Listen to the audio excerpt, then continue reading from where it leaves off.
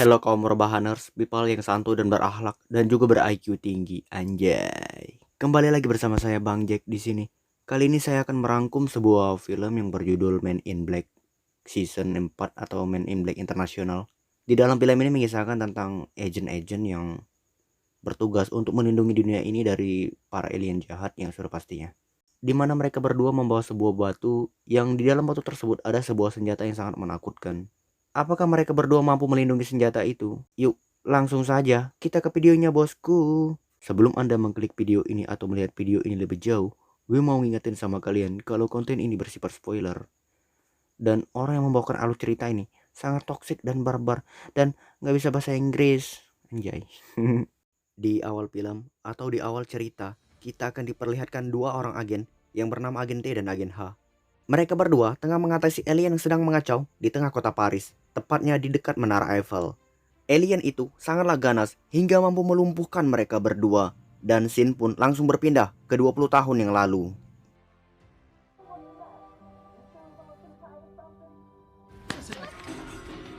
Give him a 3 wood.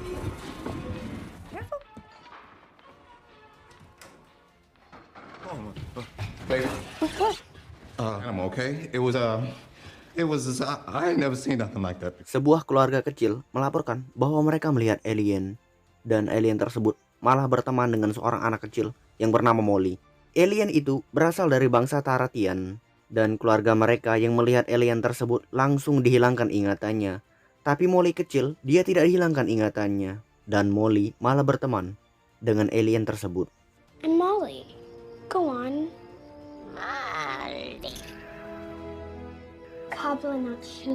Dan inilah dia film Men in Black International, anjay. Molly yang waktu itu masih kecil, bahkan kencing aja masih dicebokin sama mamanya.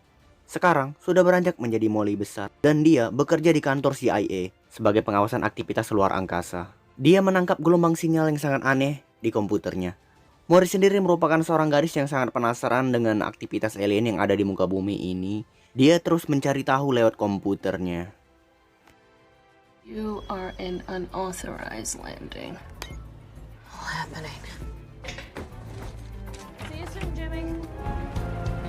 Right here, right here. Right.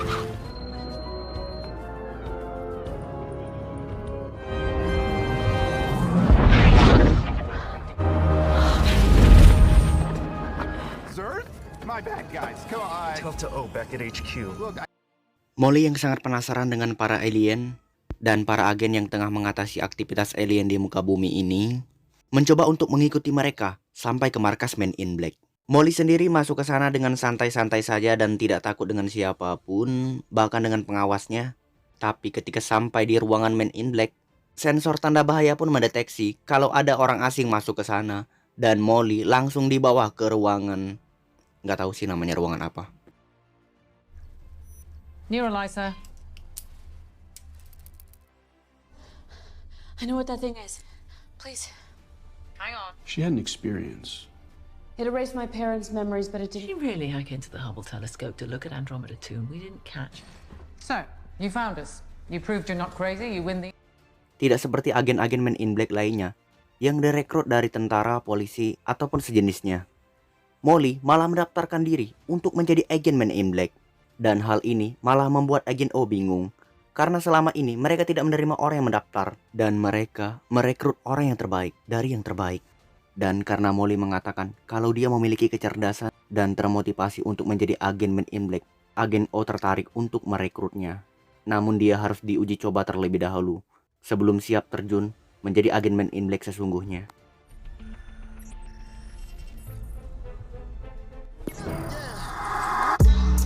From this moment, you will dress only in MIB Special Services attire. We are them, we are they, we are the men in black. The men? Setelah diterima menjadi agen Men in Black, Molly sekarang namanya diganti menjadi agen M. Dan tugas pertama Molly adalah untuk pergi ke London. We have a problem in London. Sementara itu di kota London, Henry adalah orang yang tengah bertugas di sana. Dia berpura-pura mengecoh para alien itu dengan berjudi bersama mereka. Dan tiba-tiba baku hantam pun terjadi antara Henry dan para alien itu. Henry berhasil melumpuhkan mereka semua. Namun tiba-tiba seekor ular menggigit kakinya. Bos sang mafia tertawa karena merasa telah menang, namun tiba-tiba ular malah menggigit dia. Henry pun mencoba untuk meminta penawar pada wanita yang ada di sampingnya bos mafia tersebut, namun dengan imbalan dia harus tidur bersamanya. Anjay, tidur bersama alien anjing. Gimana rasanya? Goblok.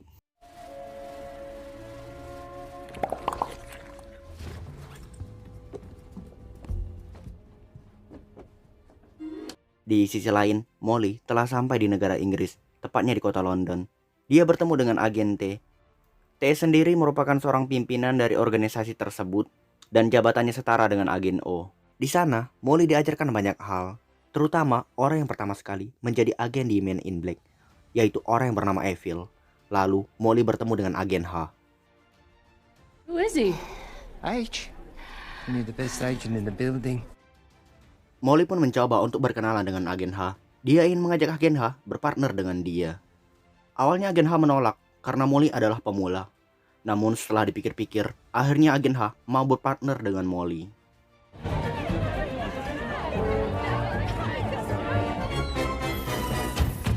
This particular club, everybody just wants to kind of do their own thing. Misi pertama mereka bertemu dengan orang yang bernama Ingus. Maksudnya Pungus. Pungus sendiri merupakan seorang alien yang sangat santai dan akrab sama siapapun dan bisa berteman dengan siapapun. Tapi dibalik semua itu, Pungus sendiri merupakan seorang alien yang sangat mudah tersinggung. Dan Pungus berasal dari suku Jababian. So how long you here for, buddy? Bungus go home tomorrow. Well, we better make it a good one, huh? Get out of here. Em, come on. Oh no, I'm just gonna... Ketika sedang asik menikmati pestanya, tiba-tiba ada dua orang yang entah itu siapa yang langsung menyerang Pungus. Pungus sendiri merasa tidak enak badan setelah mendapat serangan dari dua orang itu. Lalu agen H membawa Pungus ke mobilnya. Go. Oh, watch your head. Okay. Now sleep it off, okay? Shouldn't we call it in? I mean, he didn't look too good before, but... Well, trust me, I've seen him way worse.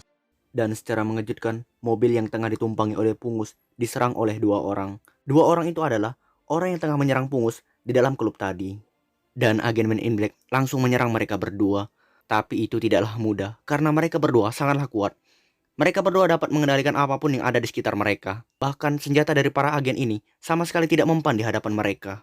Dan agen H menyuruh Molly untuk mengecek keadaan Pungus. Pungus sendiri dalam keadaan sekarat dan mungkin hidupnya tidak akan lama lagi. Dan karena merasa hidupnya sudah tidak lama lagi, Pungus pun memberikan sesuatu kepada Molly, yaitu sebuah batu kristal. Lalu bala bantuan pun datang. Para monster itu kabur dan pergi dari sana. Dan Molly pun merahasiakan kalau Pungus telah memberikan batu kepadanya. Fill me in. What happened? Huh? We were attacked, clearly. Solid into liquid and then What? back again. Why is she here? Is a probationary agent, so she is not here at all. Friend of mine. Oh no. Yeah, sorry. I'll piss off. Back to the office. Where you belong. Karena mereka berdua dianggap bertanggung jawab atas kematian Pungus, mereka pun dibawa ke kantor untuk diinterogasi lebih lanjut. Mereka bertemu dengan agen T.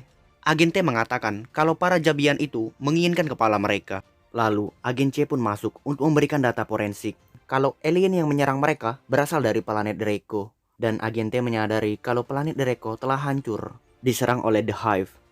Tapi The Hive, mereka tidak membunuh para korbannya. Mereka menguasai para korbannya dari dalam, hingga membuat para korbannya tunduk kepada mereka. Dan agen C mengatakan kalau agen M dan agen H telah gagal melindungi Pungus. Dia memutuskan untuk menghilangkan ingatan mereka. Agen M pun mencoba untuk mengelak. Dia mengatakan kalau ingatan mereka dihapus, maka mereka tidak akan tahu kebenarannya. Dan dia bertanya, siapa saja yang tahu kalau Pungus ada di sini? T menjawab kalau semua agen elit tahu kalau Pungus ada di sini. Dan M mengatakan kalau kemungkinan besar ada pengkhianat di markas Men in Black. Namun agen C sama sekali tidak percaya dengan hal itu. Agen T nampak kecewa dengan agen H. Agen H meminta untuk memberikannya kesempatan. Dan dia pun meninggalkan ruangan itu. Sementara itu agen M dan agen C tengah mengecek senjata yang tengah digunakan untuk menyerang Pungus. Lalu agen H datang untuk mengambil senjata tersebut. Dia mencoba untuk mencium racun apa yang tengah digunakan oleh kedua alien untuk menyerang Pungus. Dan dia menyadari kalau racun tersebut berasal dari suatu kota. Dan agen H dan agen M bergegas untuk menuju kota tersebut dengan menggunakan kereta yang berkecepatan tinggi. Mereka menuju ke kota Marrakesh, Maroko, dan di sana dia bertemu dengan teman lamanya. Hi, H. Nazi said you were dead. What? I never said. Why would I be dead? Spit up. Oh, Rizzo. Who's that? It's not. The kid in the galaxy. Who is very successful. So sad, H. You made a lovely couple. Okay, thank you very much. But Sementara itu di kantor Men in Black, Agen C menemukan fakta baru kalau Agen M dan Agen H menyembunyikan sesuatu dari mereka. Hal ini terpantau dari kamera pengawas, dan dia pun bertanya apakah Agen T telah mengetahui semua ini. Dan bawahannya pun menjawab kalau Agen T sama sekali belum diberitahu, dan dia mengatakan kalau ada informasi Agen C lah yang harus diberitahu terlebih dahulu. Dan Agen C bilang kalau dialah yang akan memberitahu tentang hal ini kepada Agen T. Di kota Marrakesh, Agen H dan Agen M mencoba mencari tahu orang yang tengah menjual racun yang dipakai kedua alien tersebut. Mereka mendatangi sebuah toko, namun betapa terkejutnya mereka melihat penjaga toko tersebut telah tewas. Dan mereka pun memasuki sebuah ruangan. Mereka lebih terkejut lagi karena seisi ruangan tersebut telah tewas. Dan mereka diserang oleh makhluk kecil. Dan makhluk tersebut tidak mempunyai nama, tapi dia berkata kalau namanya adalah Bidak. What happened here? We got our asses kicked. oh, she's gone. I'll never serve another. I swear on life in the most painful way. I don't think that she would want you to, go through it. Sang Bidak karena terlalu setia dengan ratunya, dia memutuskan untuk membunuh dirinya sendiri karena ini adalah pengabdian kepada ratu. Dan Agen M mengatakan kalau semua wanita adalah ratu. Mendengar hal itu, Bidak pun bersumpah kalau dia akan mengabdi kepada Agen M. Lalu mereka meninggalkan tempat itu. Saat sedang berjalan, mereka bertemu dengan pasukan Men in Black yang sedang mengincar mereka. Ya, kita kan tahu kalau mereka itu memiliki batu yang mereka sembunyikan. Jadi agen Men in Black itu menganggap mereka itu pengkhianat. Dan mereka pun berlari menghindari kejaran dari para agen suruhan dari Agen C. On that body cam there, please. Could Bit more. someone please explain to me what... See, a word. Absolutely. No one leaves the Medina, all right? Agen C yang memimpin penangkapan kepada Agen H dan Agen M menjelaskan kepada Agen T kalau Agen H dan Agen M telah menyembunyikan sesuatu saat berada di ruangan. Mereka menyembunyikan sebuah batu ruby 24 karat dan saat ini dia sedang bergerak untuk menangkap mereka. Tapi nampaknya Agen T sama sekali tidak berpihak dengan Agen C, dia malah berpihak dengan Agen H. Dia mengatakan kepada Agen H untuk lari dari tempat itu dan menyembunyikan batunya. We're in 20. Hey guys, what are the odds? Borrow your bike. As long as it is to borrow, not steal, huh? Yes, of course. Come on, quick. This is all pretty straightforward, yeah? Yes, very straightforward indeed. Yes, yes.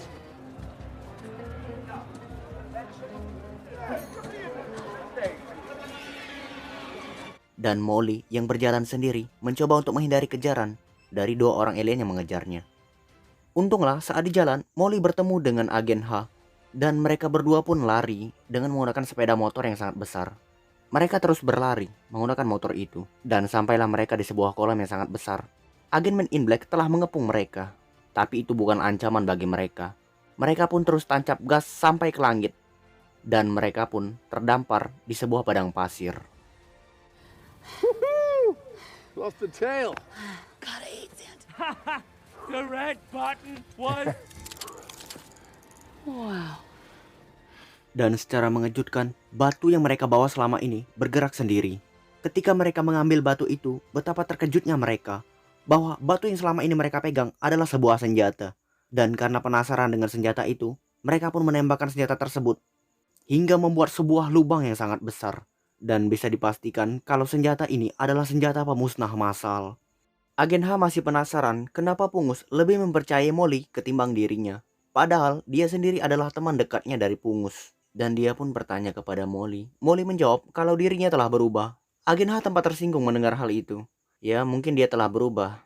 Namun tiba-tiba, secara mengejutkan, Bosom ada bersama mereka. Bosom langsung mencuri batu itu dari mereka. Dan Agen H memperingatkan Bosom untuk tidak macam-macam karena kau tidak tahu apa yang tengah mereka hadapi. Tapi Bosom sama sekali tidak peduli dengan hal itu. Dan dia pun pergi dengan menggunakan jetpack. Pada malam harinya Agen H berusaha untuk memperbaiki motor tersebut. Hubungan mereka agak merenggang. Ini terbukti mereka berbicara lewat bidak. Dan agen H mengatakan kalau dia tahu kemana Bosom akan menjual senjatanya. Dia akan menjual senjata tersebut dengan orang yang bernama Riza. Molly bertanya, apakah Riza itu pacarmu? Dan agen H menjelaskan kalau Riza sendiri adalah pedagang senjata dan dia teralihkan oleh tipu muslihatnya. Lalu mereka pun bergegas untuk pergi ke tempat Riza.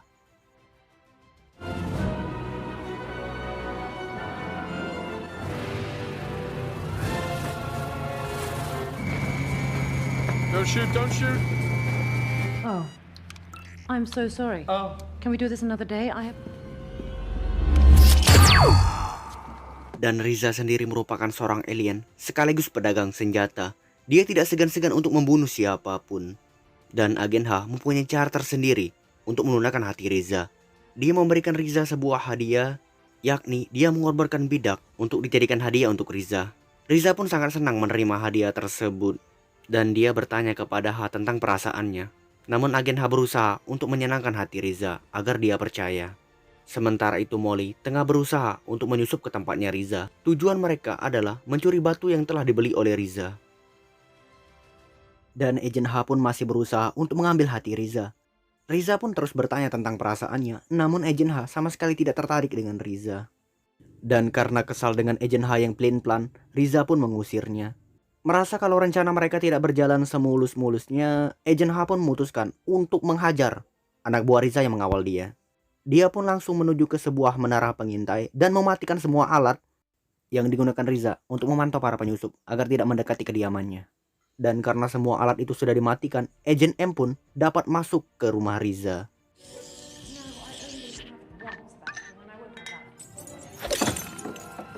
I'm gonna call you back. Get your little legs. You are so fast. Agen M berhasil masuk ke dalam dan mengambil batu itu. Namun usahanya sia-sia saja karena Riza memergokinya. Riza pun mengancam agen M. Dan sempat terjadi pertarungan antara Riza dan agen M. Do you know what a Pawnee does to sadistic alien arms dealers? I'm a Pawnee, you psycho!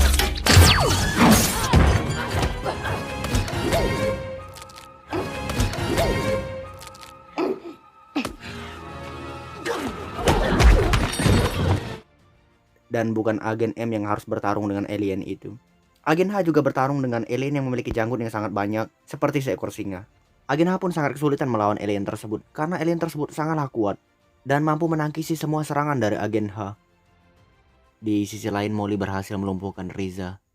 Dia berhasil mencuri batu tersebut dari Riza. Namun ketika dia melihat rekannya agen H telah dilumpuhkan oleh alien yang berkumis besar atau berkumis banyak seperti singa, dia pun menyerahkan batu tersebut kepada Riza. Tapi itu nampak sia-sia saja karena Riza meminta mereka berdua dihabisi. Agen H berbicara kasar kepada bangsa Tritian. Dia menyebut bangsa Tritian adalah bajingan. Dan agen M menyadari kalau dulu dia pernah bertemu dengan bangsa Tritian pada saat dia masih kecil. Dia menyebutkan kata Kablanak Solen. Ya kayak gitu sih kata-katanya. Gue gak tahu nyebutnya anjir. Bangsa Tritian pun langsung ingat. Dia berkata, Molly? Dan bangsa Tritian pun langsung berpihak kepada Molly. Karena Molly adalah orang yang telah menolong dia pada saat masa kecil dulu. Molly berkata kalau dia sekarang sudah besar. Dan Molly bertanya, apa itu Kabanasulan? Bangsa Tritian menjawab, artinya aku akan membunuh siapapun. Anjay. Dan mereka pun pergi meninggalkan tempat itu. Pretty sure the plan went wrong in every conceivable way. Huh? It's Henry. Yeah, you look like a Henry. Namun petualangan mereka belum berakhir. Mereka kembali dikejar oleh dua orang alien yang mengejar mereka terus-menerus tanpa henti. Dan mereka pun terjebak di sebuah bukit. Memilih antara hidup dan mati. Anjay. Molly pun mengarahkan senjata yang ia punya kepada dua orang alien tersebut. Namun secara mengejutkan, alien tersebut diserang oleh seseorang. Seseorang itu adalah agen C. Agen C pun menolong mereka berdua. Dan Molly menyerahkan batu itu kepada agen C.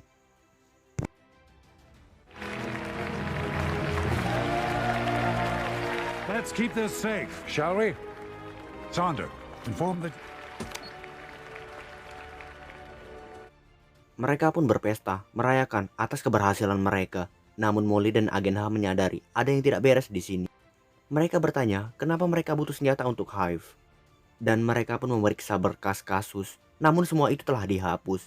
Agen M bertanya siapa yang berwenang menghapus berkas kasus. Lalu mereka pun melihat apakah batu itu masih ada di sana. Dan ternyata batu tersebut telah kosong dan tidak ada di sana. Dan dari sini terungkap kalau orang yang membelot selama ini adalah agen T. Lalu mereka pun bergegas untuk pergi ke Menara Apple mencari tahu kebenarannya.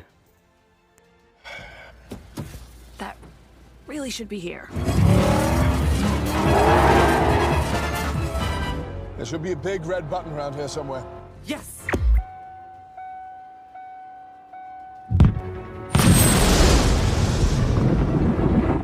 Mereka berdua pun akhirnya sampai di Menara Eiffel.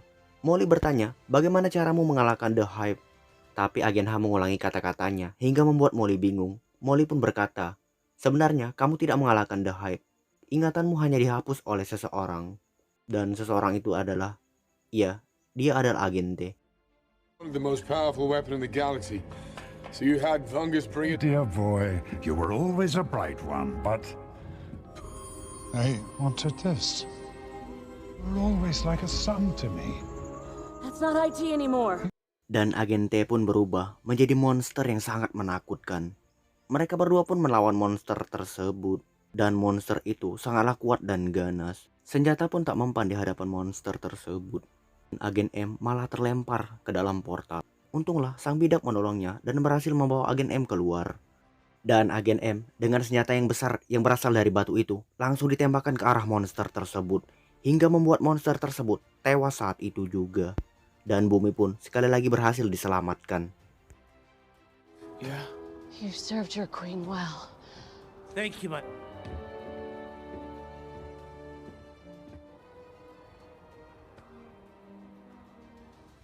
Di akhir film terlihat Agent O mendatangi tempat tersebut. Dia sangat bangga kepada mereka berdua. Dan Agent M diresmikan menjadi bagian dari Men in Black. Dan mereka berdua pun bersiap untuk petualangan selanjutnya. Lalu film pun tamat. Men in Black seri keempat sangat menyenangkan, menegangkan, dan cukup membuat kita bertanya-tanya lah. Siapa sih sebenarnya pengkhianat itu, dan ya gitulah dalam sepanjang alurnya. Dan kita diperlihatkan ending sangat tidak terduga. Agen T lah yang malah menjadi pengkhianat. Dan kenapa agen T berkhianat? Kan sudah diberitahu kalau The Hive itu tidak membunuh seseorang. Dia hanya menguasai korbannya dari dalam. Dan kemungkinan besar agen itu telah dikuasai oleh The Hive hingga membuat dia berkhianat. Oke, terima kasih yang nonton video ini. Jangan lupa untuk semangat, anjay.